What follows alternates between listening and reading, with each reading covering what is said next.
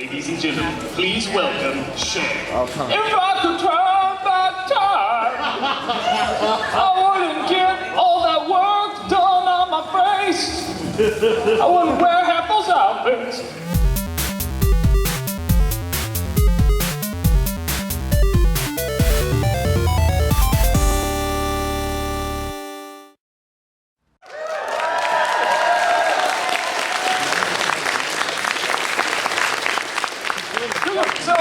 For those who don't know, one of you, I am Doug Walker. I work for a website called channelawesome.com. I do a whole bunch of various characters and shows, probably best known as Nostalgia Critic. Applaud!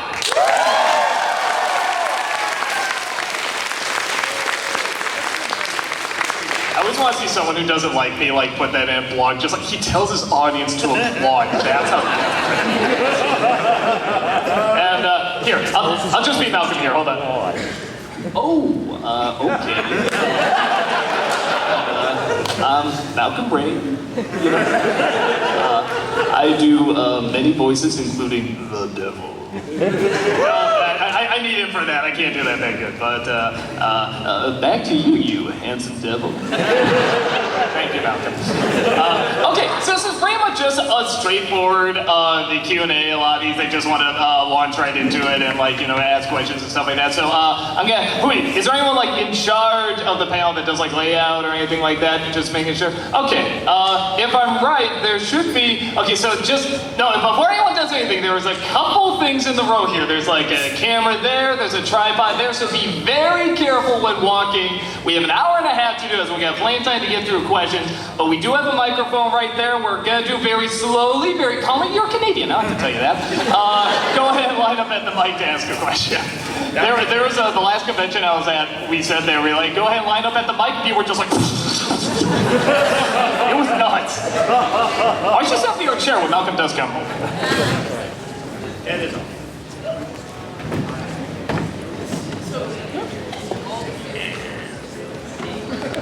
Now accepting questions for me and Harvey. 5 of you saw that movie. Good for you. Wow. If not, it's not that good, but he's really good. Jimmy Stewart's really good. Okay, so I'm just gonna apologize right now. I cannot see any of you, so if you're just remember me, I'm just gonna say no.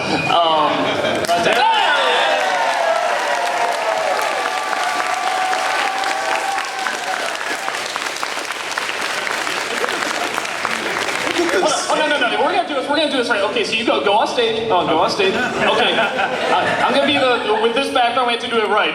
Now welcoming to the Canadian arena, Malcolm Rey.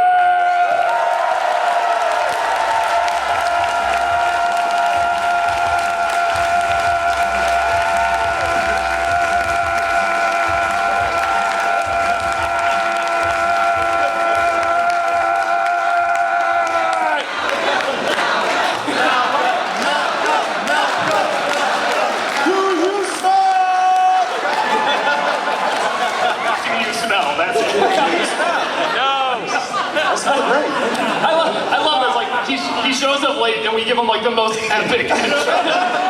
Of course. Of course. Okay.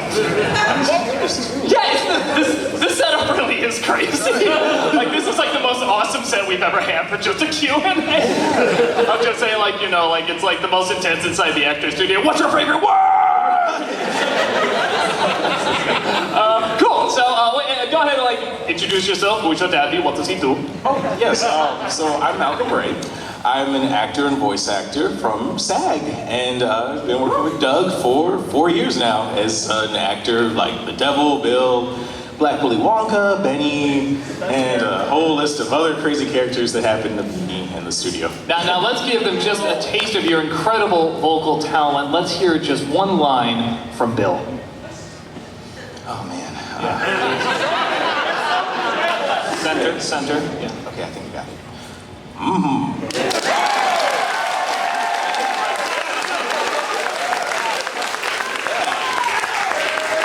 I know that took courage to go deep into that painful place. Dark places, yes.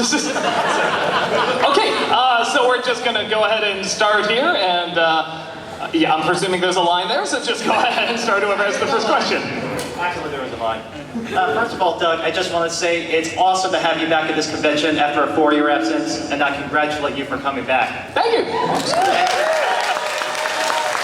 It's been so long since I've been at this convention, I had hair last time. And obviously, given by the end of your modern episodes, I actually do applaud you for giving back to the community. So in that sense, what inspired you to do charity shoutouts at the end of modern episodes?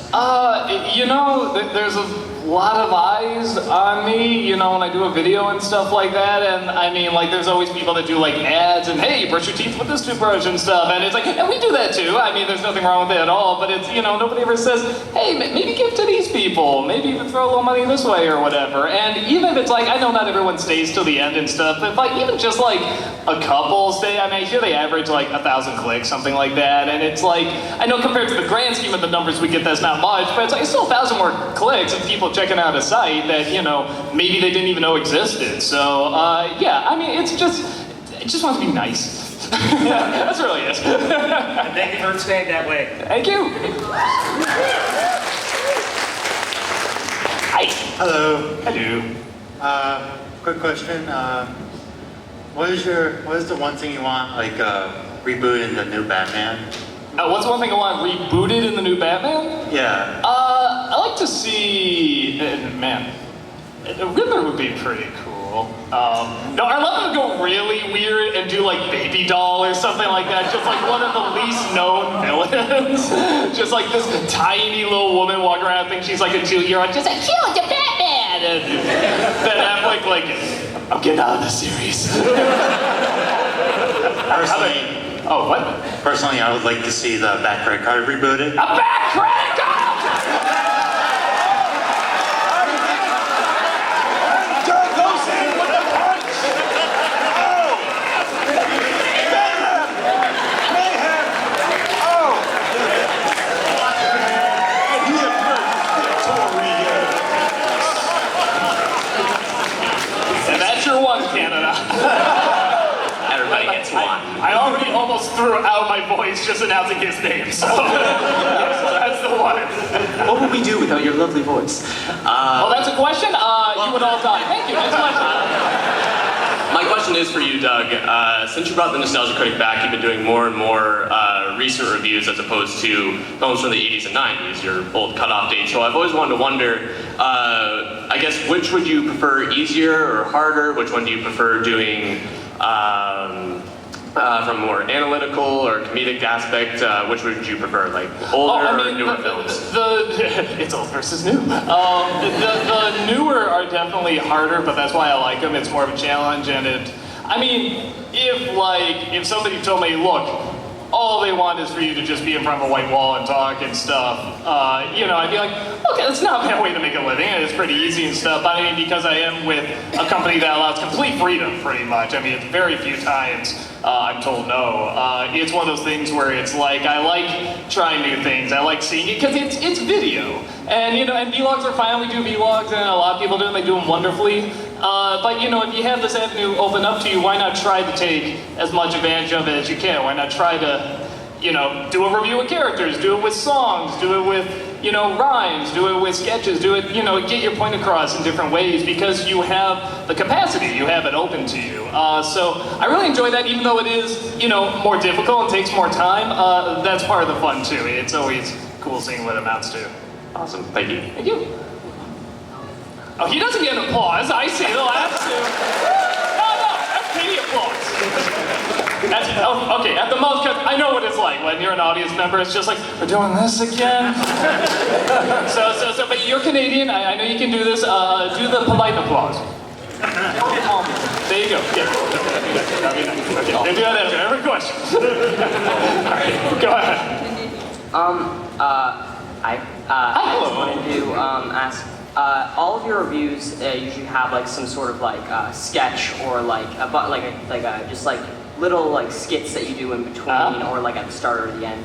How do you exactly come up with the characters that you use inside of your reviews? A lot of alcohol. No, it just varies. Like, there's always always like, some characters were just meant to be one-offs, but I liked them so much it kept me as like Devil Boner was just this one joke, but I thought he was so funny I kept bringing him back. And then ones like, I always say the mosquitoes from the Jurassic Park review, I always think I'm gonna use them like a million times, I use them like 2 more times. In the last one we used them for, we make a joke about how little they're used, so it's like, you never know, and I thought that was what I was gonna use a million times, but it just didn't come to me, so like, particularly like sort of in the first half of doing this, there was a time where I was kind of like, I feel like I was trying to force memes and be a little too repetitive and say, you know, it's like, make this a thing! And I'm trying to do less of that now. I'm trying to make it feel a little bit more organic and what sort of just naturally feels right in the review. So it sort of comes from there. If I feel like it's working, you know, you just keep going with it. If not, you just cut it. Okay, thank you. I love how everyone has to do the face too. They're like, hi. Hi. So in season 2, you did a review of the DK Animation Sonic shows, you know, Adventure of Sonic the Hedgehog and Sonic Saturday Am. Yeah. So I'm just wondering, why didn't you do a review of Sonic Underground? You know, I've gotten that request a lot. I just haven't watched it, and with shows, it's tricky because, like, I want to represent it right. You know, I at least, you know, I'm not a huge Sailor Moon person, but I saw enough of it growing up to be like, okay, I sort of know what the American version when it was released is about and what it's like, you know, and stuff like that. And even then I said, look, I'm just sort of doing a general at the beginning thing, I'm not doing the whole show. With Sonic Underground, that's a lot of shows I would need to watch, and I just don't have the time for it. When I do shows, it's usually something I've already watched. So have you seen Sonic Underground? It was a long time ago. I know, like, people hate it. Oh, yeah, like, I remember for some reason it didn't appeal to me. I was like 7, 8 years old. That's pretty bad when you're a Sonic show and you can't appeal to a 7-year-old. Like, that's really bad. So, but who knows, maybe at some point I'll be stuck on a desert island, that's the only thing there, and I'll be rescued, I'll be like, I'm doing it! So, we'll see what happens. One more thing. Sure. So, what are your personal thoughts on the upcoming remake of Stephen King's It? I'll say that the balloons look more scary. I'll give it that, like, they are legitimately creepy. The one real I'm glad that's 2 parts. I hear they're splitting into 2 parts. The one real downside, though, is that, you know, while I didn't find the original scary, at the very least Tim Curry is funny as the clown. And that's... No, but that's part of it. He's a good clown. Like, he's really good at what he does, and he's funny and he's entertaining, and that's where the allure of the creepiness comes from. He's supposed to be very welcoming and funny and stuff. If you saw that clown, you'd just be like, shit, and run. You know, so that throws me off. I haven't seen the movie. Maybe he starts off like really friendly and like, you know, he looks cuddlier, then if you get closer to him, he looks more creepy. So, I don't know. But that is so far the one thing I've seen where it's like, I feel like that's the wrong direction. But who knows, maybe they'll make it work, I don't know. So cool, thank you so much, man. Also... Oh, we gotta keep the line moving, I'm so sorry. One last... No, we gotta keep the line moving, I'm so sorry. Without it. What you said, yes. Aquaman, I think. Yes, thank you. Hi, Doug. I'm glad you're here. Oh, hi. Oh, hi, Doug. So, my question is, back when you, for all intents and purposes, quit being Nostalgia Critic for Long Game because you had a new studio and whatnot, were you thinking about creating a new original character, or were you planning to bring him back one day and just we kind of had an idea we would bring him back. Well, we knew the popularity of it, so it's like, okay, well, I'm sure we'll bring it back for a couple things, and there was kind of this thing where it's like, okay, well, if things are really bad, I guess we could straight on bring him back. I mean, there is that safety net, but I mean, in that Review Must Go On video, I mean, there is a lot of truth to that. When I saw Odd Life of Timothy Green, I was just like, suddenly these new ideas were coming to me, and I was just like, you know what, I really do want to do this again, and I want to do it in this different style, and I want this to be the movie. I want people to know this was the one that brought him back, and it is so terrible. So there was no plans to bring someone new, like you weren't going to create... well, I mean, Devil Real, but we also saw how well that went over. Yeah. Yeah, no, it's one of those things where I think, you know, I did sort of have new ideas, and I felt, cause the reason I got rid of it before is because I felt like, well, okay, I'm kind of done. I felt like I was already getting too repetitive, and it was just kind of the same jokes over and over. But, you know, having that break and then seeing this other movie, suddenly it's like, wait, you know, if there's more time, you know, we have other performers and stuff, like, we could do this a little differently. We could kind of try stuff that's not being done that much. In terms of video reviews. So yeah, it kind of came from that. Oh, thank you very much. And Absolutely. Malcolm, I don't know why, but for some reason, every time you talk, I always want McDonald's. Oh, I don't know why. yeah. He does McDonald's. Yeah, I do a lot of McDonald's advertisements for the US, and yeah, my voice gets around on iHeart. I mean, some commercials might get on this side, because I don't know if iHeart is like regional. So, I mean, you might have heard some. Yeah. Let's hear a little sample. A little sample. Let's see. Introducing brand new Mighty Wings, plural, bold, spicy, delicious, and available in a 3, 5, or 10 piece. Yeah, Right now I want lunch. Thanks very much, guys. I was like, yeah, great, now I'm gonna. Hi. Hello. So I'm wondering, when you did the filming of the Passion of the Christ scene in the park, were there any difficulties with that? Because you got... Yeah, lightning kept striking us. It was weird.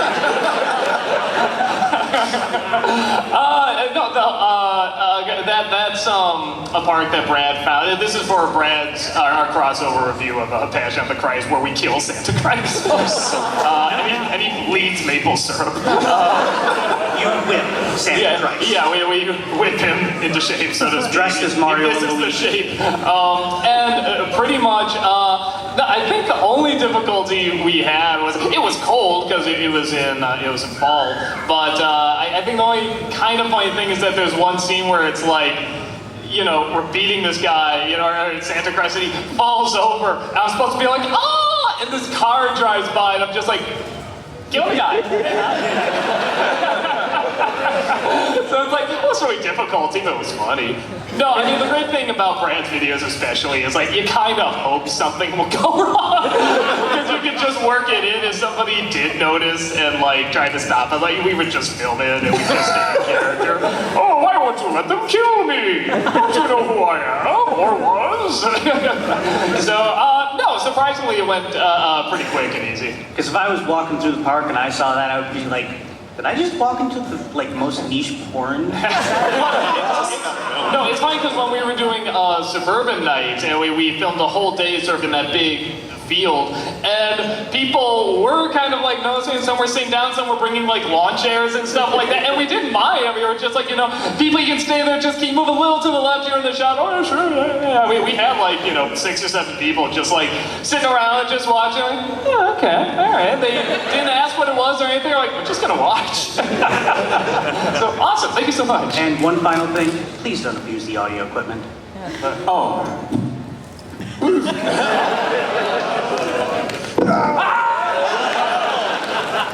Hello. Ever since Timothy Green, you've been doing sketches in your reviews. Is there any pre-Timothy Green review that you want to redo with sketches? There's a couple reviews I want to redo in general. Like the early ones, I love to do Super Mario Brothers game. I love to do Turtles and Street Fighter, maybe Mortal Kombat and stuff. You know, because like or Space Jam, like because back then you could only do like 10-minute reviews. That's how long the videos could be. So I cut them really, really, really short. And I feel like there's a lot more I could talk about with those films. There's a part of me almost wants to do a theme month. I just know everyone's going to be like, oh, he's already running out of ideas. He's just doing his old reviews again.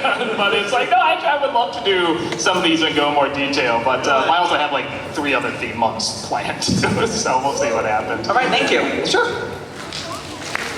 All that. You always say that the Transformers movies are formulaic, which they are, but here's my question. What would you do to change up the formula besides everything? Man, I'm trying to think. I mean, it's like, I feel like there's other just, there's other places you can go. I mean, I feel like there's cooler, you know, spots. Like, why always say in action films in general, why aren't there more fights at theme parks? Fighting on roller coasters, or, you know, everyone always does the Ferris wheel. That's been done to death. Yeah. But it's like in the new Spider-Man movie, it's like he's fighting the Vulture, and it's, oh no, there's, you know, this theme park down there, and there's a roller coaster, so we're gonna crash into him. Like, yes! And it's like, oh, we just missed it. Now we're in the sand. Why?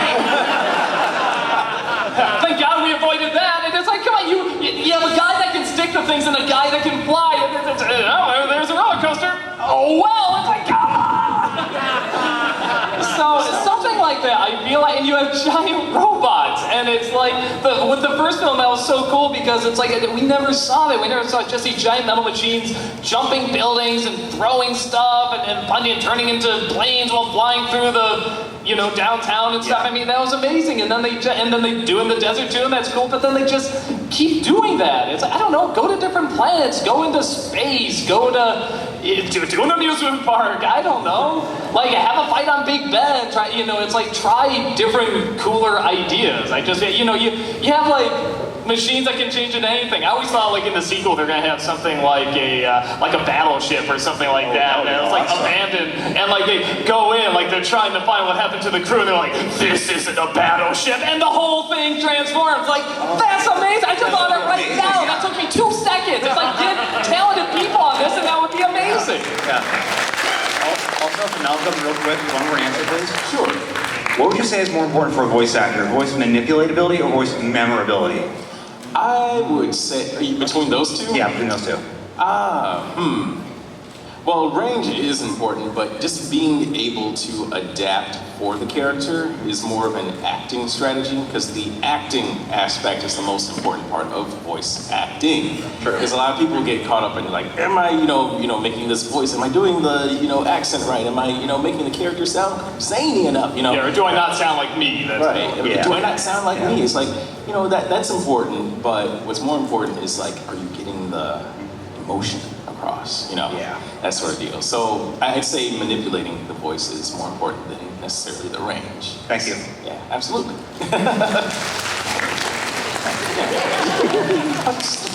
Hello, you two. Hi, where are you two? It's very nice of you to be here. It's my first time seeing you in Canada. How are you liking it so far? Oh, I like it. There are plenty of times. I like it. Very good. Canada. How do you like it? Anyways, I'll try to be quick with this. I have 3 questions. First of all, let's do 2 because we got a long line. That's 2 out of 3. You know what? Yeah, that's fine. Anyways, all right. So first one about the nostalgic fuck-ups. Do you think you would want to make a return? It's one of those things where I feel like there's definitely a lot more screw-ups I've made, so I mean, I wouldn't be sure, but it's like, I always wonder how many, maybe I'll try one more just to see if they get clicks. I don't know how many, because now they take 2 weeks, I feel like people are really waiting for the next one. They have to wait double the time, and it's like, oh, it's this one, it's not a review or whatever. We wait 2 weeks for this, so I don't know. Maybe I'll try another one just to see if people really did want it, because there are people that ask about it, but also, Dushi's so annoying to do. Even I got annoyed, and I got tired of him. Oh, absolutely. All right, and the second one is, I've seen many comments in the newer episodes talking about how they miss the old days where there wasn't as many productions. What do you have to say for them? Oh, I mean, you can like whatever you like. I mean, it's one of those things where it's like, I can look at both versions, I can see pros and cons to each. Videos are still there. Yeah, no, I mean, and the big thing is that, if you don't like them, don't watch them. I don't mean that like, away with you, I don't care. It's like, no, people watch stuff that's different and stuff that's trying new things. That's what people come back to. It. Honestly, the biggest kind of kiss of death to a review is when I post one and they're like, aha, now this is what we want. This is like the old days. I'm like, nobody's gonna watch this. And they always do terrible. But sometimes I need an easy episode. I need like a break or something, so I'll do a more simple episode. But then there's stuff like with the editorials. Some of those like I'm trying to do, like the Tom and Jerry Willy Wonka one. That one doesn't have any sketches or anything like that. It's just simple sitting and talking. And it was easy and it was fun, and it's one of those things where it's like, so I'm trying to mix it up a little bit more of that. I'm trying to get a few more just simple reviews in for the editorials as well. There'll still be editorials too, but yeah, I know where people are coming from, and if they like it, that's totally fine. I get it. But yeah, I like trying different stuff. There's definitely a crowd now that really likes the new stuff that's being done too. So yeah, if you like it, you know, cool. There's definitely more similar ones coming. They'll just be more in the editorials. Thank you very much. Thank you. I think maybe it's time for one of those weird questions that come out of nowhere. How's that? Well, no, in 5 minutes. God damn it, I'm too early. Like always. No, What? Don't judge me. I think you're your harshest judge. Hey, we're Canadians. We judge each other harshly. We're just nice to people who are outside. Yeah, what's a question? Sorry. If you were on RuPaul's Drag Race, what was your drag queen name? Hold on, before you even finish, I just love the start of this question. This is a first. Okay, go ahead. If I was on RuPaul's Drag Race, what would your drag queen name be? Just giving fuel for the fan artist. I'm terrible at this. Drag Walker? Okay, what about Malcolm? Yeah. Malcolm, hey! Malcolm, hey. I don't know. Oh, okay, here we go. No, actually, Wondra Womanly. People have seen me like drag before, and they were like, I wonder what your drag name would be, and I've like had a list of different names. So. Yeah, I was gonna say he's definitely the one to ask. I think we've all done drag, you know, on the show and stuff, but it's like probably you most of all. You know, it's funny. Someone was trying to get me into that show, and it doesn't interest me that much. But the one that really killed me is when they had to impersonate celebrities. Like that's one of the funniest things I've ever seen in my life. There's this one that did Maggie Smith.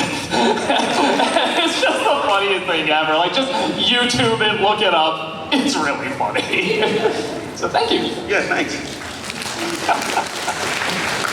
That was a strange question. I love it. Good morning. Love you, Sarah. I think first off, you, thank you for scaring the hell out of me yesterday. That was just... Oh, yeah, no, I just can't. He like held the door for me and was like, I walked past him and stuff. He looked at me and smiled. He had no idea it was me. Oh, to be fair, he looks more like me than I do right now. I still have hair, so. Thanks, yes. You're old school. No, we love you, Doug. It's like the white wall. Yes. You're the off-white white wall, not the white wall. I took that as a compliment. Okay, I definitely think you guys have a lot of fans here. Definitely a lot of fans. Thank you for the word. So I gotta ask, for both of you, what would you say is the craziest thing that has happened to you guys from a fan? Like a fan has done for you guys? Okay, so I do like crazy good or like I don't know. I'll go crazy. And I think he's heard this one before, and he's gonna cringe because it's a furry story. But okay, so this guy. No, I really have no problem with the furry community or anything like that. So I forget where this was, but I'm at a convention. I'm going in the elevator, and this guy, full furry suit's got the big, smile, and it's like some sort of wolf. Has this face on the whole time, sees me from far away, points, runs towards, I swear his tail's wagging, and gets in the elevator. My wife is with me too, and just corners us in the elevator.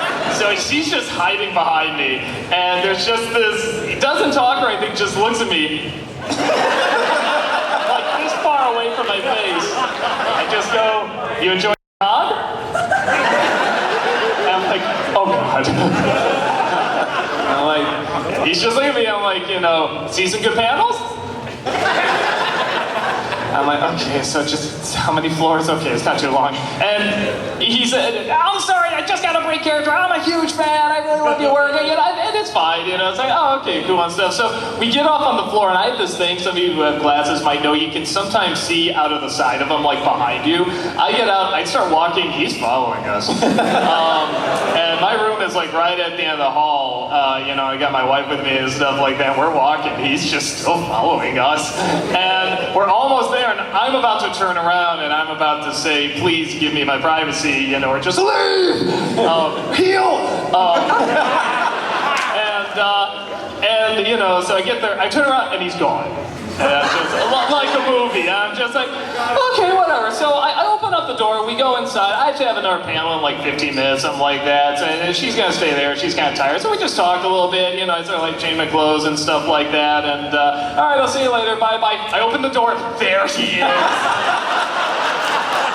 That's the magic. And I don't say a word, because I know if my wife knows he was waiting out there for that 15 minutes, like, she wouldn't sleep. So I just sort of wave and close the door, and I went down, I'm like, hi, how are you? Okay, I just want to say I love the episode, blah, blah, blah, whatever. And like, yeah, let's just get as far away from my room as possible. We got in the elevator and part ways, and nothing else ever happened after that. But on the ride back, I told her that story, and she was like, you were right not to tell me. So, and like I said, nothing really bad happened, but it's one of those, like, if there was ever a story where it's like, you just wanted the second sentence to be, and then the killings began, that would be cool. Mine is kind of similar. Like, it was at a con, and it was like right before a panel, and someone was just asking me like a bunch of questions, and I'm like, well, I'm answering them. And, I'm telling him that I can answer the rest of the questions once the panel starts. But, he's following me along, and, suddenly I legitimately have to use the bathroom. So I'm heading towards the bathroom, and I get into the bathroom, he comes to the bathroom with me.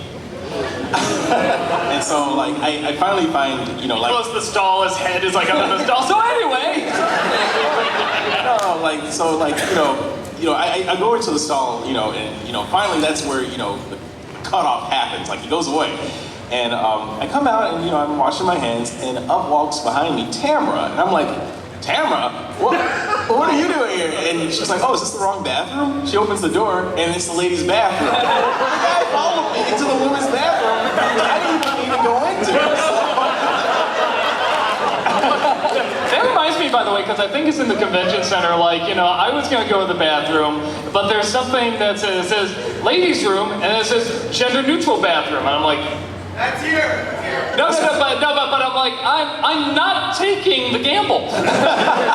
Like, if it's gender-neutral, fine, but if it's the ladies' room, I'm not taking the gamble. So yeah, I'm assuming it's gender-neutral, but could you really just couldn't put that sign on top of the other one?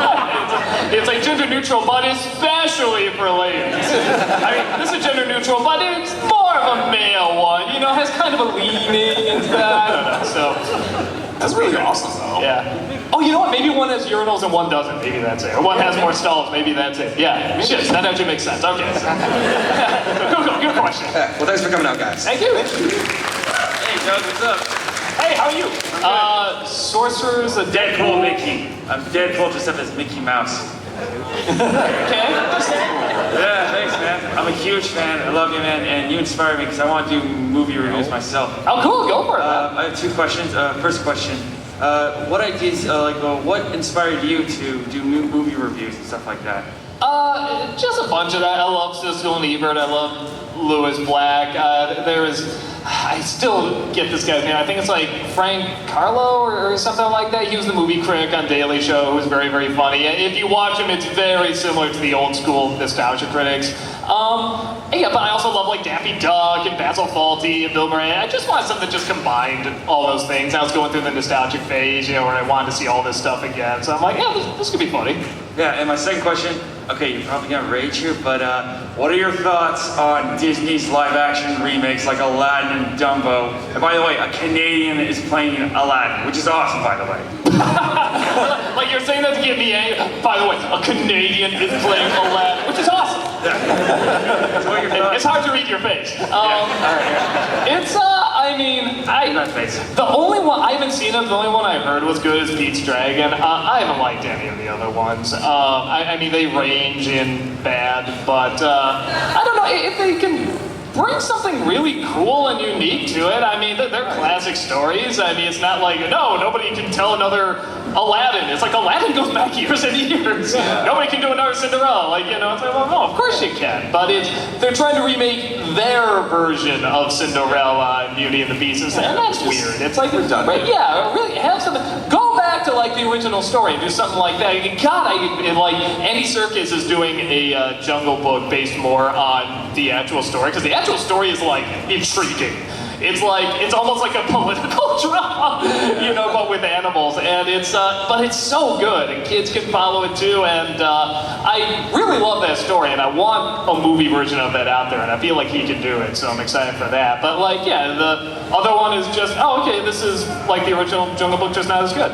I am curious about Mulan. That could be told in an interesting way. See, a lot of these, they could, yeah. but I don't know if they're gonna do it. So, yeah, and like I said, the one I hear is the best, Pete's Dragon bombed. So yeah, probably Beauty and the Beast did great. So it's like, yeah, we'll just stick it closer to the original, I guess. I don't know, but we still have the originals, and we can have fun with them and stuff. But yeah, I like more variety from them. All right, thanks, Doug. You're the best. You're the best. Oh, by the way, Hunchback of Notre Dame's been announced as a live-action remake as well. DC's gonna do If they do the Broadway version, I'm totally on board for that. Nice. You're the best, Doug. Hi. I was wondering, back when you used to have a cutoff date, what year was the cutoff date for you? I think it was like 2000, something like that, like nothing beyond 2000, but even then, I mean like exceptions like all the time. And so anytime I'm like, I will never, I probably will. Have you, Malcolm, or Tammy, or whatever, you know, that girl. Tam. Have you ever did like stand-up comedy before, or tried? She did. Yeah, Tamara. Yeah, and then she was still doing it when she started with us, but then like just the acting stuff and everything took up too much time, so I don't think she does it much anymore. I've never done stand-up. I've done improv, which, by the way, I'm at the improv show today at 2:30 today, and Team 4-Star I think is there too, so check it out. It's gonna be fun. Yeah, I'm pretty sure it's today. Oh, I think you're at a different one. Maybe. Or maybe you're at this one, I don't know, check it out. Yeah, aside from that, like, I used to do like a play or two in high school, but it was mostly just improv. I thought that was fun. You ever do anything like that? I did live theater, and I did do some improv as well, because acting is my thing. So before I got into film, like, yeah, theater, improv, and no stand-up though, but yeah. So, I mean, hats off to anyone that does stand-up, whether you're good or bad at it. It's difficult. It's very tricky, and every crowd's going to be different. So it's very, very difficult. So yeah, cool. Thank you. Thank you. Hi. My question is for both of you. Like looking back, either for reviews or not, what's something that you look back on, wow, this is much worse than I remember it, or maybe something better than My old home movies. Like much worse. I mean, that's kind of where Nostalgia Critic came from. It was me sort of watching all these things that just did not hold up as well as I thought. The Ralph Bakshi Lord of the Rings was the biggest, like, oh no! Because I saw the Peter Jackson Fellowship, and I had a lot of issues with it. I was like, well, the Bakshi one got it right. They knew what they were doing. I put on again to sort of prove it to myself. I was like, oh no! And I actually still love that movie, but it's like, yeah, there's no comparison. The Jackson one is better. The first Ninja Turtles film doesn't hold up as well as I remember, but again, I still love it, and I still think it's amazing, but I don't know if I could call it a good film. I don't know, I'm sure there's other ones, but like those are the two that usually come to mind. How about you? What was the question? What doesn't hold up? Like you look back and you're like, oh, this isn't as good as I remember it. Huh. Space Jam. Oh yeah, no, Space Jam. Yeah, no, I loved Space Jam. I loved like The Pebble and the Penguin. It's like when I was a kid, you know, I like watching cartoons and anything that has a funny voice and brightly colored animation. It's just like, ooh, you know. But you know, you look back and it's like, oh wow, what was I watching? It's just Tamara used to say one of her favorite movies was Rockadoodle, and then when she saw my review, she's like, oh no. Like it hit her like, oh, this was bad. Oh no. So yeah, there you go. Okay. Thank you. Hi. Hi. Geez, this thing echoes. Just wondering that when it comes out, would you do a review of the Five Nights at Freddy's movie? I was gonna say, I think you probably like to do that more. Yeah, he loves Five Nights at Freddy's. I do. I don't know. I mean, it's like, I gotta say, it could be good. I don't know. The first game was a fun idea, it was kind of creepy and stuff like that, and obviously it got, sort of the overkill, but I just gotta see. I mean, there's a lot of movies you think would be tailor-made, to be made fun of, and they're actually very difficult. We made a big mistake when we reviewed Junior, because it has like 2 big, oh my god, scenes, and then the rest is just dull. It's so dull, and we just couldn't make fun of it, and we always kind of go back, and we're just like, oh man, like what are we gonna do? Like, I think we have me like falling asleep and having a dream sequence, like we had so little for it. So we're just like, let's experiment, let's try something new, because we like doing it, and that was one where it's like, yeah, that did. Your furry story reminded me of Five Nights, just like they're there, and then all of a sudden they're gone, and then they're like right in front of your door. I open the door. Also, one more question. What was like that little play on supercalifragilisticexpialidocious? What was the question? What was that little play on like supercalifragilisticexpialidocious you did at the end of, I think, like the... He changed the word from supercalifragilisticexpialidocious. How do we... coming up with that? Well, okay. So it's funny, when I did Turtles 3, I said, I need a word. I know it's Batman Robin, but when I did Turtles 3, I said, I asked Rob, because he's good with words, I said, I need a word that's like, an insulting, terrible word and stuff, but it could almost sound real. It doesn't exist, but it could sound real. And he came up as super crap and fucking horrific to out of bullshit.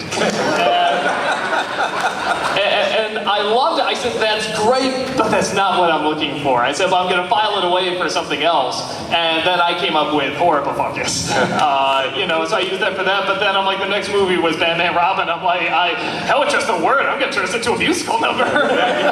Did you do it? Oh, I don't even know all the... I know, isn't it always terrible when the creator, doesn't even know the words to, his own song and stuff like that, but I can say, yeah, super crap and fucking horrific and be bullshit. That's good enough.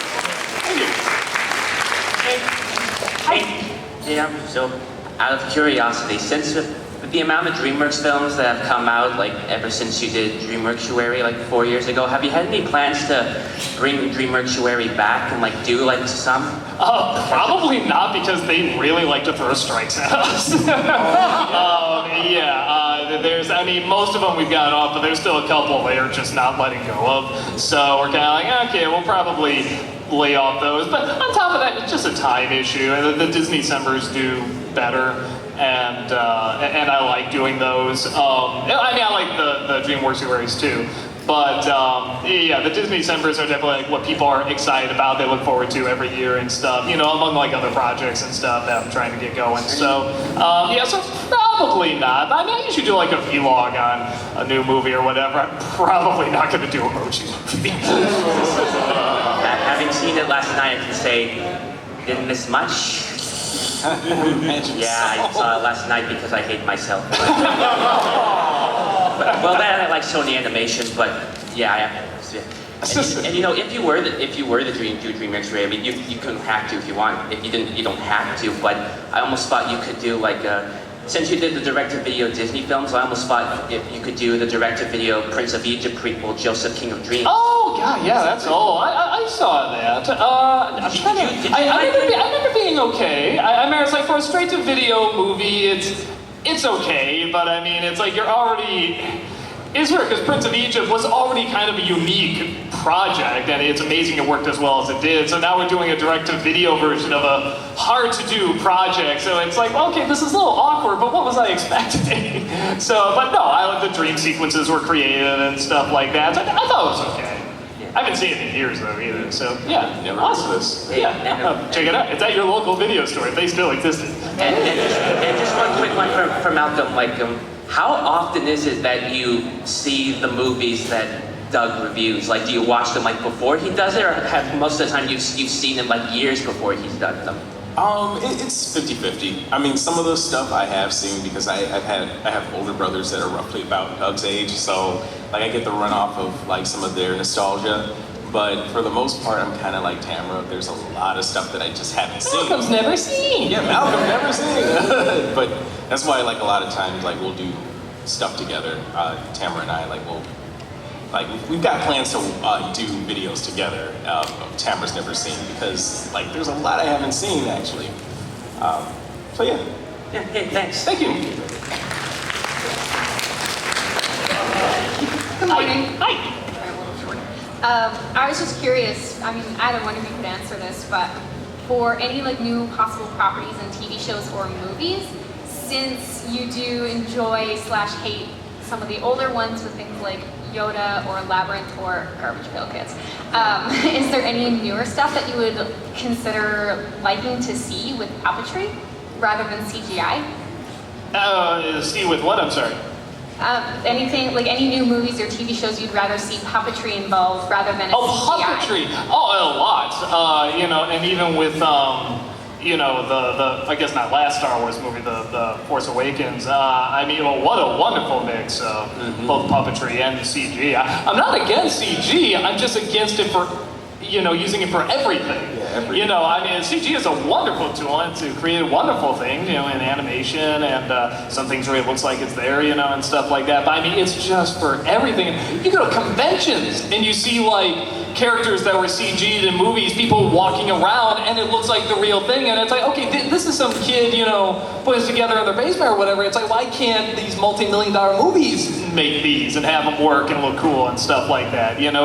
It's always like I said, sometimes it's okay, but I feel like there's always it's already one filter of illusion. You're watching a blank screen, you're supposed to feel like you're really there.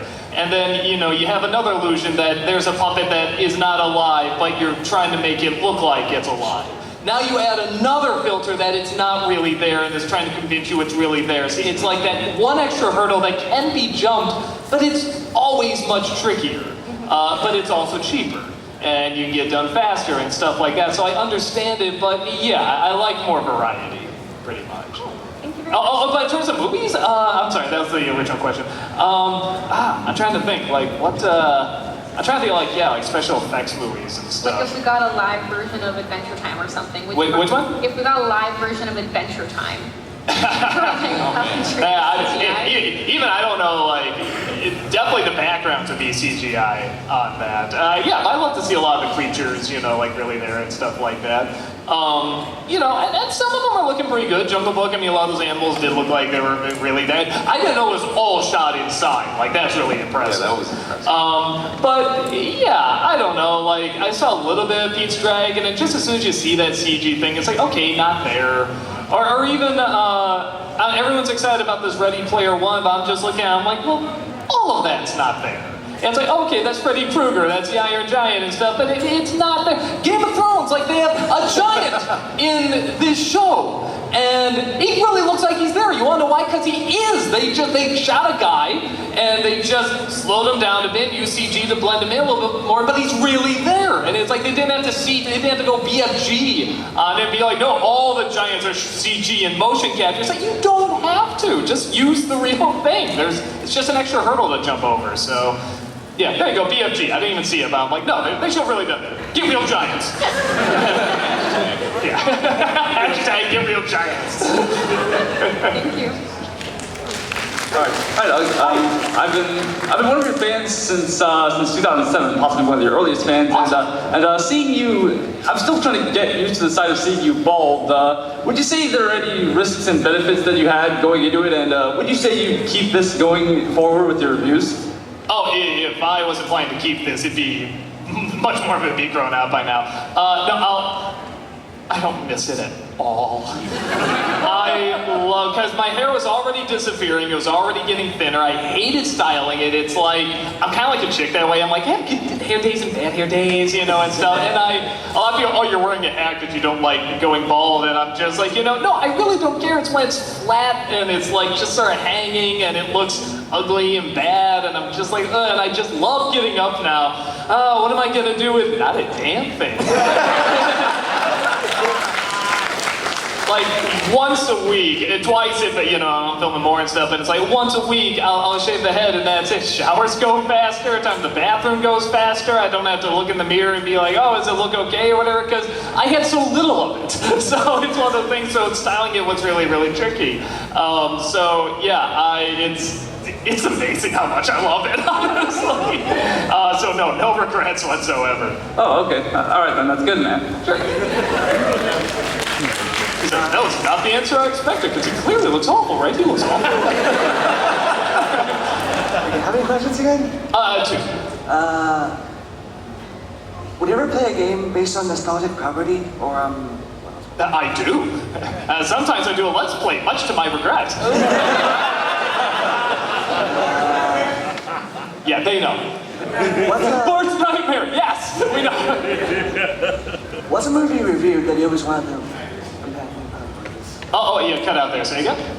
What's a movie that you were really looking forward to reviewing? A movie I was really looking forward to review? Probably Mad Max. I wasn't even planning to review that when I saw the movie, but I was so sucked into it and so kind of hyped. I'm like, I need to talk about that. I want to just talk about all the movies, and I want to recreate this energy, and I want to talk about all the different angles and stuff like that, and that one I got really excited, and we all did, because we all love the Mad Max movies. Tamara especially was so excited to be in the Furiosa outfit. She always says that's like her favorite outfit. Like, she'll just take that to con. She'll be like, Jim, can I take this to help me put the arm together and stuff? He's like, yeah, and she'll just walk around as Furiosa, yeah, so she looks badass. Yeah, no, she looks really great. That one I was pretty excited to do.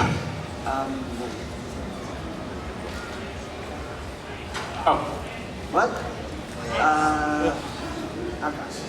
Okay, cool. Awesome, thank you so much. Alright. I know it sounds cool as Life of Brian, but is Meaning of Life a good movie? Making a what? Meaning of life. Compared to Life of Brian. Okay, Farad, what did he say? He was saying it's not as good as Life of Brian, but it's might find the meaning of life. It's not as good as Life of Brian, but it's Meaning of Life. Do I like Monty Python's Meaning of Life? Yeah. No. I think it's got some wonderful ideas. I don't think they're executed very well. Thank you. Awesome, thanks so much. Hi. What are some of the most requested movies that you haven't done yet? That I haven't done yet? Sonic Underground, honestly. That gets a lot. Everyone's asking me to do the Emoji Movie now. What's funny is they want me, it's one of the few times where they're like, we really want a clipless review of this because we just want to see how you're going to do it. But there's absolutely nothing nostalgic about that. I only started doing the non-nostalgic stuff on like special occasions, like the 10-year for North of the North and stuff. Yeah, I'm trying to think. Dragon Ball? Oh yeah, that. We got plans for Dragon Ball Evolution. So we'll probably get to that. I always thought I wouldn't do Cats Don't Dance, but then because everyone wanted me to do it, and I'm like, why? I don't think it's that bad. I think it's a cute movie. And I was like, I'm gonna talk about that. I'm gonna talk about how damn cute this movie is, So I did a little editorial on that. I'm sure there's others. Those are the ones that are coming into my head. But yeah. Cool. Thank you. So my question for you is, I understand that you wanted to be subtle for the video, but whatever this is, you're wrong. Please tell us. I haven't been subtle in my life. Please tell us how you really feel about the motherfucking T-Rex. No, we saw Jurassic Park again on the big screen when they re-released it, and just seeing that T-Rex, so many childhood memories came flooding back, seeing it again. But yeah, when the T-Rex comes out, it's still like, God, this is just the coolest goddamn thing in the world. I just love that T-Rex. And she just comes in, she just owns the scene. It's like, and even Spielberg, when he was making the movie, the original ending was like the raptors were gonna fall under the dinosaur bones, the statue, whatever, and they run away, and he's just like, no, we need to bring the real star back. We gotta bring back the T-Rex. And in the movie, it makes no sense. How did that T-Rex get in there? How did they not hear her? How did she sneak up on them? And it makes no sense, but it doesn't matter. It's the coolest goddamn thing in the world. And it's just like, music plays and the little banner balls, and it's like, oh, like climax. Yeah. That's it, it doesn't matter because it's a motherfucking T-Rex. Motherfucking T-Rex!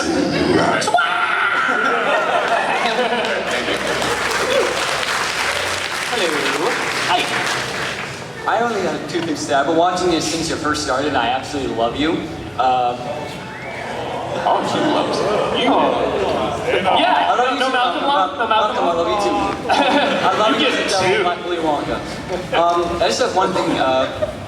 Would you ever review Inspector Gadget 2? Oh, you know, I did Disney's December of it. It's bad, but it's not like grrr bad. It at least tries to get a little closer to the cartoon, but it still doesn't succeed. At least there's no I don't know. It was just kind of dull to me. Where the other one, there is just, I'm sure he's a lovely guy. There is just something about Matthew Broderick's acting that is just so painful to me. And that director too, I can't stand. I actually have both of them on VHS. Do you? That guy, he kept them on VHS. I have one more thing to say. Sure. Sparkle, sparkle, sparkle. Oh, yeah, sparkle, sparkle, sparkle. Yeah. Hi. Hi guys, how are you? Good. How about you? Good question. I'm great. I have two questions. For the top 10 best Nostalgia Critic episodes, both of you guys gave your opinions about seahorses taking over the world. Oh yeah. I'm just wondering who, in your opinion, would be the mastermind behind it, dead or alive? Because my money's on Tommy Wiseau. Who'd be the mastermind behind the seahorses taking over the world? Aquaman's not a bad choice. I don't know. I'd probably say like just one of the My Little Ponies, because they're already like half horse. It'd just be like, nobody would expect it. It's just like, friendship is magic. I don't know, that's where my mind went for some reason. How about you? Who'd be in charge of the seahorse apocalypse? Probably the Snorks. You know what Snorks is? That I actually watched. Oh, did you? Oh, okay. So cool. Yeah, that's a much better answer. And my second question is, we know that you are scared of Canada and our PSAs. Though we grew up with them, and I thought they were completely normal until you brought it up. I mean, you're all very nice. I guess it scared the nice into you. My question is, would you ever think of doing a compilation video of the 10 most fucked up Canadian PSAs?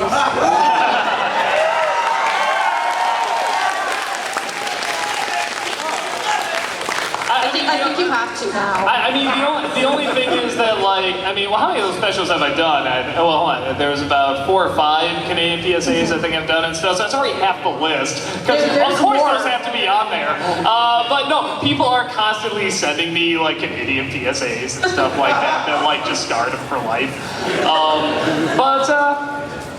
I don't know. I'll look into it. Like, it does kind of throw me off that like 4 or 5 of them are already picked. They'd have to be on there. But maybe I can do that, Nick, and be like, hey, not including the ones I already did. Yeah. You know what I'm saying? So, yeah, because people keep sending it to me. I don't know. I'll think about that. Okay. I'll consider it. Okay, thank you. House people so scary. Hello again, guys. First question is for Malcolm. I just found out you're part of SAG, so congratulations. Oh, thank you. Yeah. So, is there anything special? What are SAG's views on web videos and stuff like that? Is there any special rules that you have to clear with Doug and his people, and what's that like? It's a new developing sort of thing, so they're kind of still trying to figure that out. I know that they've got kind of like working contracts for it. They call new media. But for the most part, like the union is very understanding of actors and their need to like get work. So it's just something that's in development. But they're definitely looking at it because like the internet is still like this big Wild West sort of thing. Like they're trying to figure out a way to like work with it. But yeah, that's just figuring it out very slowly. Yeah, very, very slowly. Yeah. Second question is for Doug. A lot of controversy around it. I want to get your thoughts on the plot for Passengers. You know, the Jennifer Lawrence, Chris Pratt movie. What did you think of how they handled it, how they didn't handle it? Oh, you know, I did a crossover with Chris Duckman actually talking about that. Yeah. I was just wondering the actual, thing. you think they could have done, how would you have done it better? No, there's this really talented guy, I think Nerdwriter is his name, and he actually took our idea, about re-editing it to how we were talking about before, and he showed what it looked like and just instantly made it better. I mean, it's like amazing. Exact same performance, exact same everything, but just immediately there's more intrigue, and immediately like everything is, it's just like instant good movie. It's like really fascinating. So I don't know why they made that change. I hear that's the way they originally had it and then they changed it around, or at least that's the theory. But I felt like that was a good experiment, because just watching those little bits they edited together, it's like, oh my God, what a different movie, what a better movie. And I hate to be this guy, but can I get a Zool, motherfucker, Zool, please? Zool, motherfucker, Zool!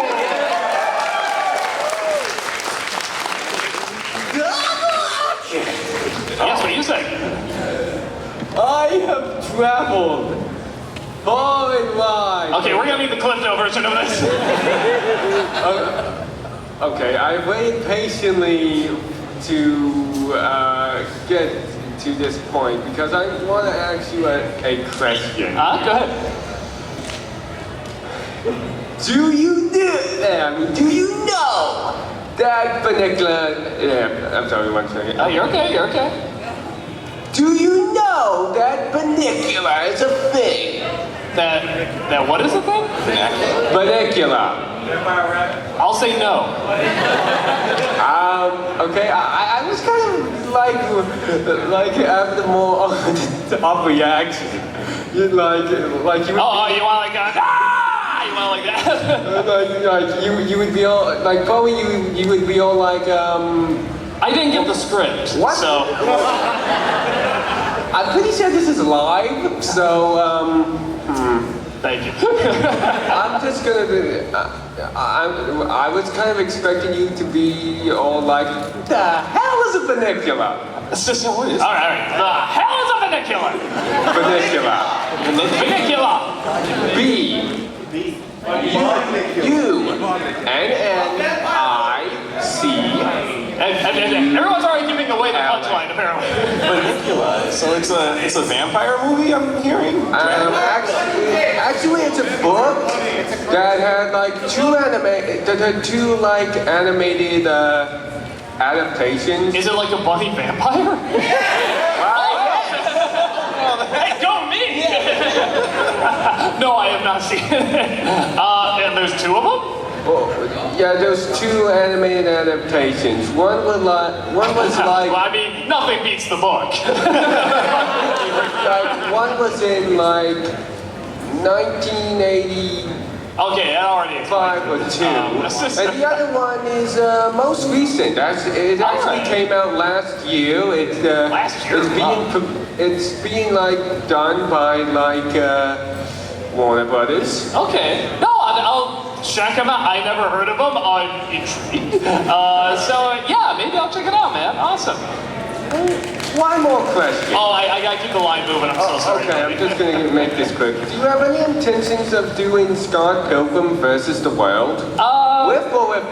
No, but probably not. I don't know. Like, I like the style. I can't get too much into the movie, but it's like, I can't see myself getting many laughs out of it. It's not like, oh, it's so terrible, but there's some cool stuff too. So I don't know. Probably not, but we'll see what happens. Okay. Awesome. Thank you so much.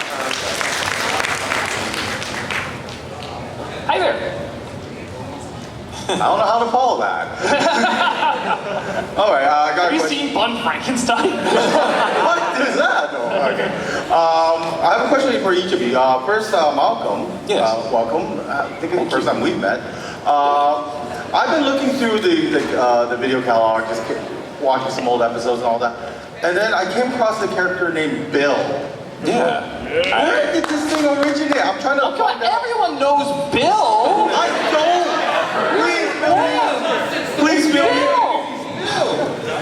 No, it started in Smurfs 2. Okay, I thought it was that episode. It was just kind of these characters that just kind of exist, and they just act like, well, yeah, everybody knows these characters. It's like, what? No, there was no introduction or anything, so I just created Bill. And it's like, everybody knows Bill, and he's just amazing and awesome, even though all he says is, But the everything just goes without saying. That outfit, it was just like, I saw it for the first time, going through episodes like, the joke is like, this character supposedly has been there since the very beginning when clearly he hasn't been. And so it's like, how can you miss someone that's dressed like this? So we just go into the prop room and we just grab anything and just throw it on. I figured that part. Yeah.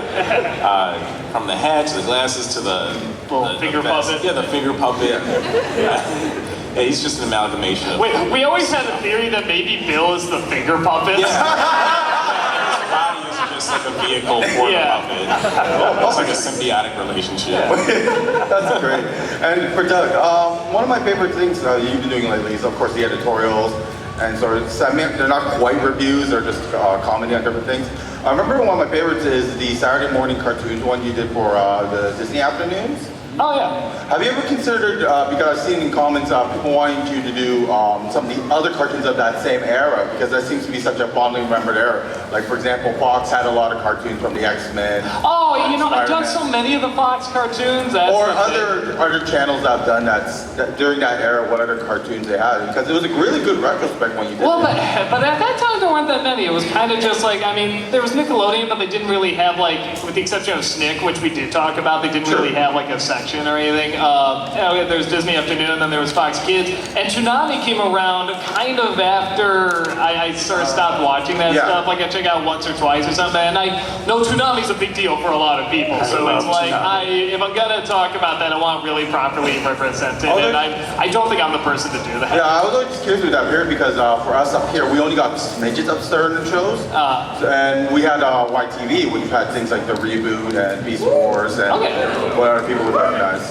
So it'd be great if you looked at those ones. Yeah, maybe I'll check them out sometime. All right, take care, guys. You too. Oh, and make sure, D20 Live.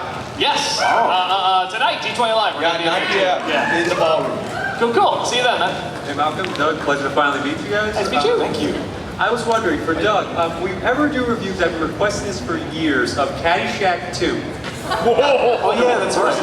Finally! Actually, Brad did that one. Yeah, I was gonna say that sounds more like a Brad video.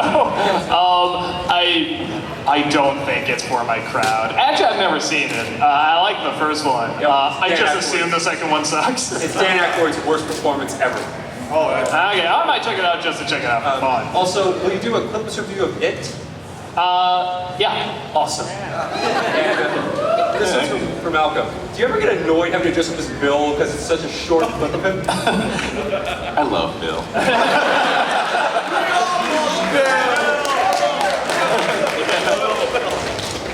Thank you, guys. Thank you. All right. Let's keep it going. Okay, I know this is a bit of a cliche beginning, but huge fan. Thank you. Long time watcher. I love your cliche. I was just wondering, besides Chris Stuckman, is there any other big name YouTuber that you'd like to do a crossover with? Oh, so where you just randomly chose Chris Tuckman? I've done lots of crossover with lots of people. So No, besides Chris Tuckman. Sorry, I should have specified non-channel awesome people, like any other. Is it non-channel? It's a lot of them. I just kind of did it. Like I always wanted to do a crossover with James that did that. I always wanted to do something with Parental Flaws did that. Like sort of all the people I wanted to do a crossover with. Like we kind of just did it. I'm sure others will come across, that would love to. It's like at the moment, nobody I can think of. We got a couple coming up. There's a couple coming up that we're gonna see, if we can get going and stuff like that. But I don't want to give it away yet. But there is one coming this fall, I think. Coming this fall.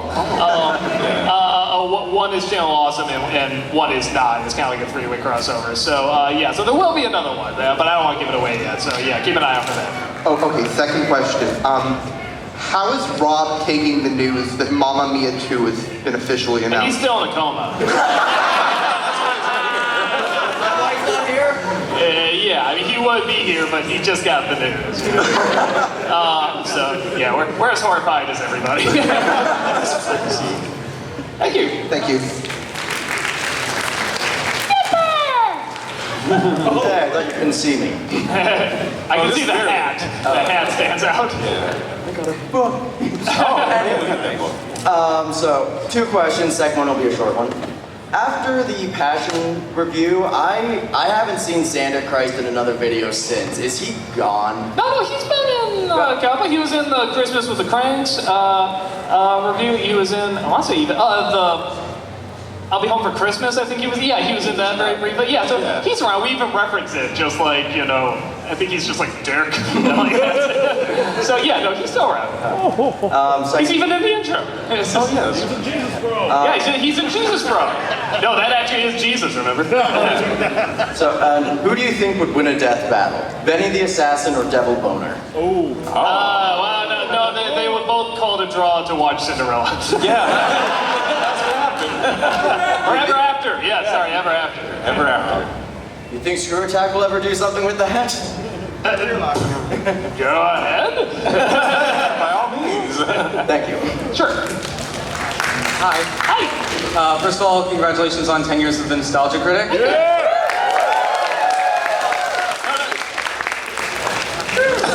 And secondly, in your Mad Max Fury Road review, like the sort of stories like you don't really understand why it's like considered a masterpiece for most of it, and at the ending you realize why.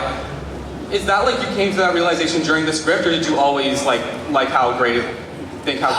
No, the first time I saw it, there's something about these movies where you realize it is kind of all one big action sequence, but it took time to sort of really sit down and think about it, like, you know, because I was like, everyone's saying it's amazing, but it's like, come on, there's not that much story or that much character or that much plot, but then like it stuck with me, and the more and more I thought about it, the more I realized, yeah, it is there, it's just not verbally said. It's shown through the visuals, it's shown through the acting, it's shown through the world. So yeah, it's kind of what I came around to. It's kind of what I was realizing with the movie. Yeah. Thank you. Sure. Hi. I'm too small. Pull the mic down. Yeah. Oh, thanks. There you go. There you go. I was just wondering, what's the deal with you being in an anime? You're making a cameo. Oh, me and James, right? Yeah. No, What was that? Technically in an anime. Oh, well, no, it was this really long process where they called both me and James up, and we flew down there to Japan, which is very nice of them.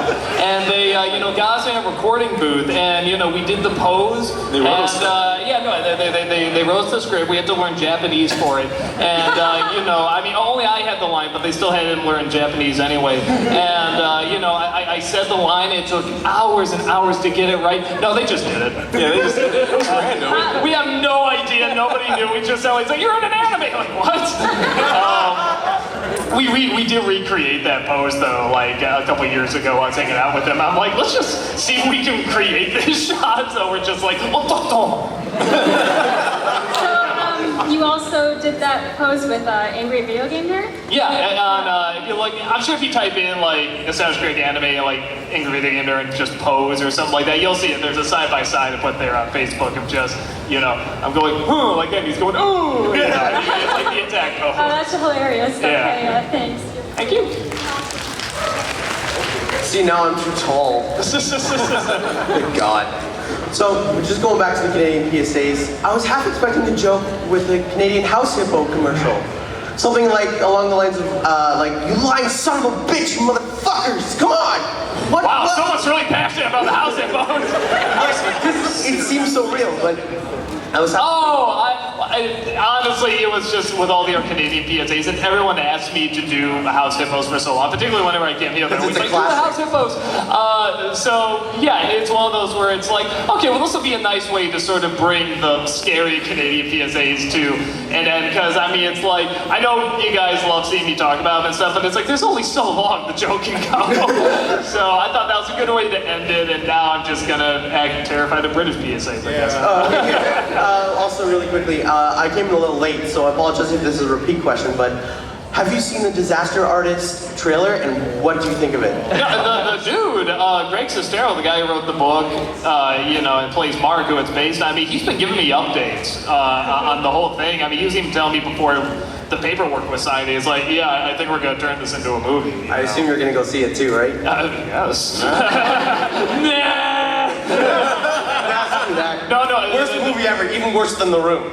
Yeah, no, that dude is one of the coolest, nicest guys. And he's a great writer, and he's always kept me in the loop about it. Even when Tommy was doing all the crap and stuff, he's like, let me talk to him, let me, see if I can lighten him up or whatever and stuff like that. I mean, so he's a super nice guy. He's really, really cool, and the book is definitely worth checking out. And they're releasing the movie around award season, and everyone that's seen it, like when they screened it got a standing ovation and stuff, so I'm really excited to see this. Yeah, I'm definitely excited. No, I'm super hyped. Yeah, thanks. I've been squatting this whole time, so thanks. Awesome. Thank you for your squat.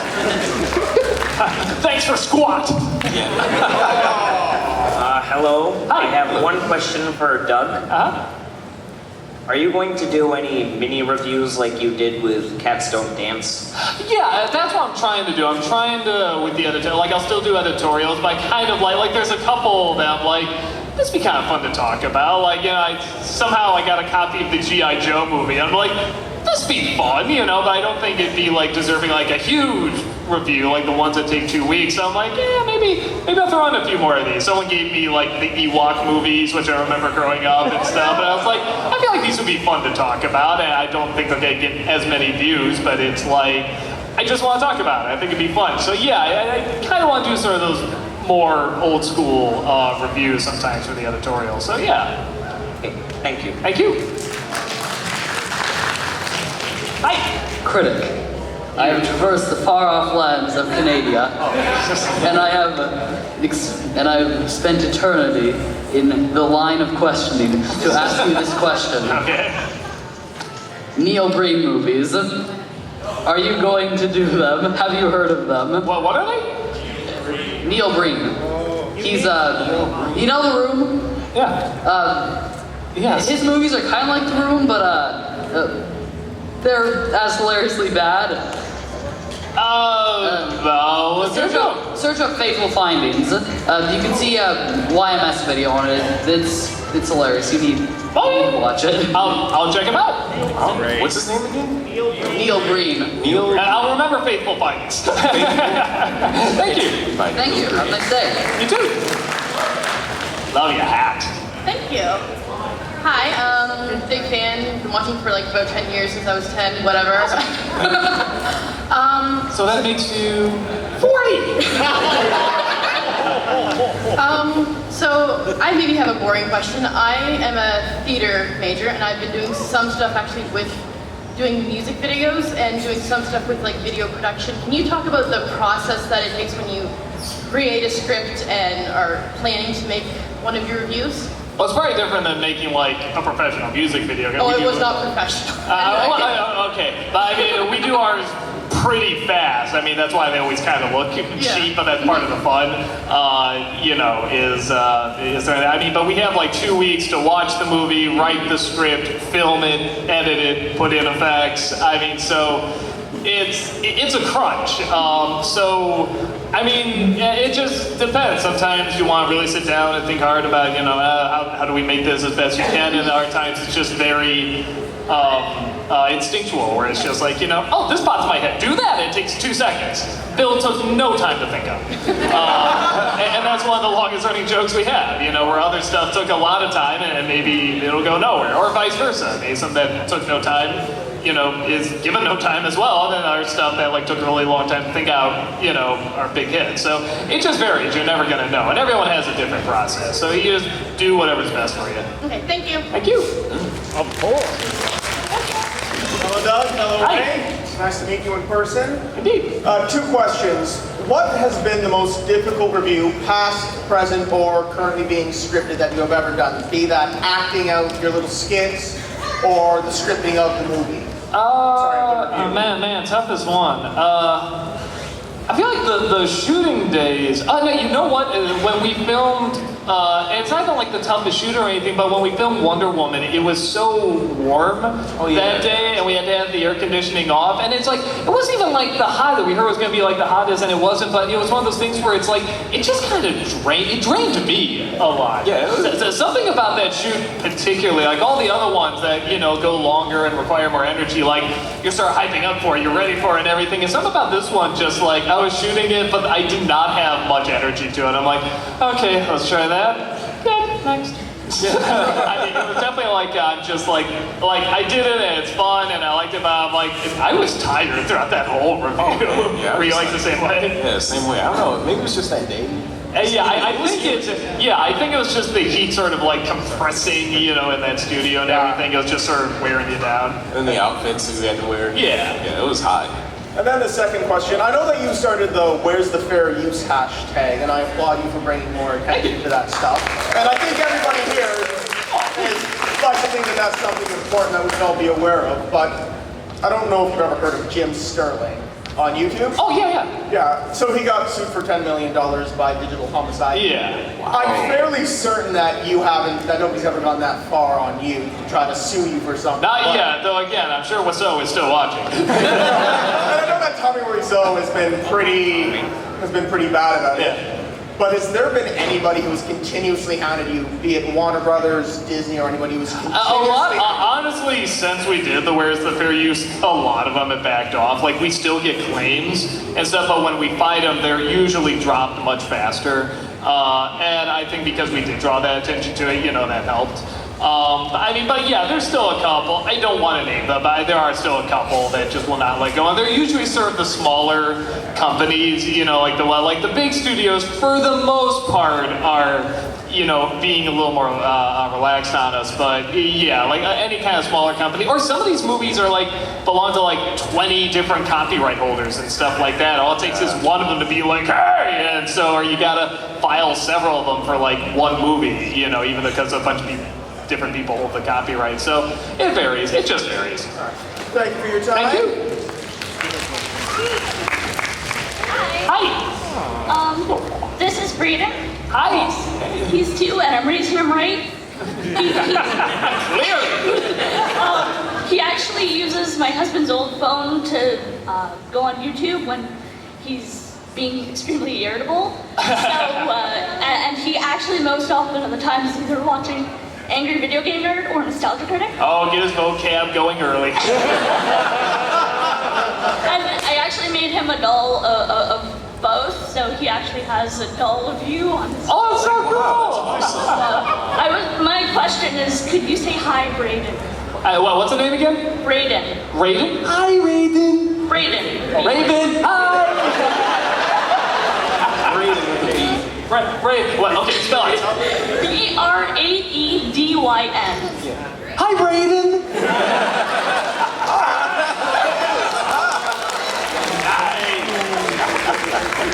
He said it very quietly, but I'm pretty sure he just said, I love you. I love you. That'll be a suit. Yeah.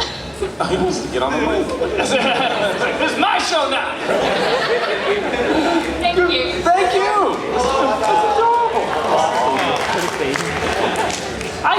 Hey, good morning there, guys. I came in a little bit late to the event, so sorry if this has been asked already. You guys have played some incredibly diverse and varied characters of all sorts of different grasps on their sanity. How did both of you guys get into the heads of your characters you're going to be playing? We just do it. Yeah, we just kind of do it. I feel like we don't play the most complex character. But I will say this, everyone's different. Some people need time to get to the character, and some other people just do it, and there's no right or wrong way. There's probably a lot of our actors that can do it better than us, a lot of our actors can do it worse than us and stuff, you know. I mean, there's no, the rule book says this. I mean, if it takes time to end the character, great. If you just do it, great. You know, I've seen people that just do it and it sucks, or other people that take time and it's wonderful, or vice versa, you know. So, but yeah, we just kind of do it. Yeah, I mean, there are moments or specific lines where it's like, okay, I want to, get this across in a certain way, and we'll take time with it. You know, like we'll do like multiple takes of certain lines, like for that character. And honestly, I mean, I got good actors. They just pick it up really fast. There's not much direction. I mean, so they just get it really fast. Thank you. No, thanks. Hi. Hi. I've been watching you since I was 8, and I'm 14 right now. Awesome. So, yeah. And I have a question about Disney-cember. What are you gonna do this year, since there's so little to do? It's the Disney Channel original. Oh, yeah.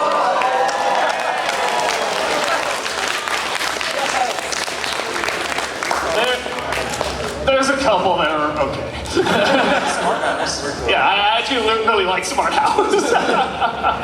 Okay, thank you. Sure. I think we got, one more question? All right, okay, guys, if you did not get a question asked here, I have autographs at 3:30, so definitely come to that. And then also I'm doing improv at 2:30, and I am also going to be at D20 tonight at 9. So if you didn't get a chance to ask something else, get there. Thank you guys so much.